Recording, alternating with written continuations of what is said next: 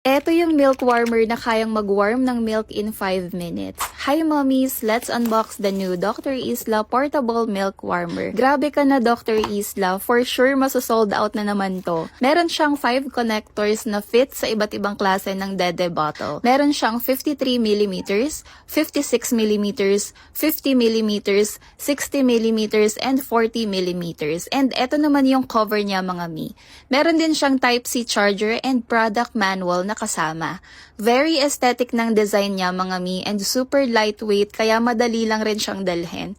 Dito naman sa likod is yung kanyang charging port and meron din siyang free 180ml bottle na kasama mga mi just in case hindi swak yung connectors sa dede bottles nyo. O diba? Grabe, ang talino mo doon Dr. Isla.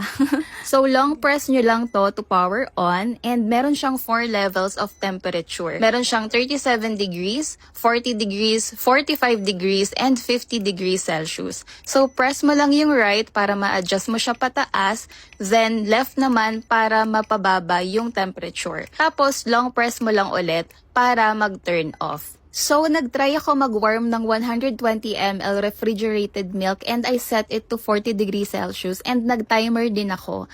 Then, after 5 minutes, na-reach niya na yung 40 degrees Celsius and super bilis, ba? Diba? Grabe, super travel-friendly talaga nito mga ming. And imagine, makakapag-warm ka na ng milk kahit nasa labas ka ng bahay. Super bilis na naman to masosold out kaya i-check out nyo na habang may stocks pa. Kung gusto nyo rin, click nyo na yung yellow basket. Bye!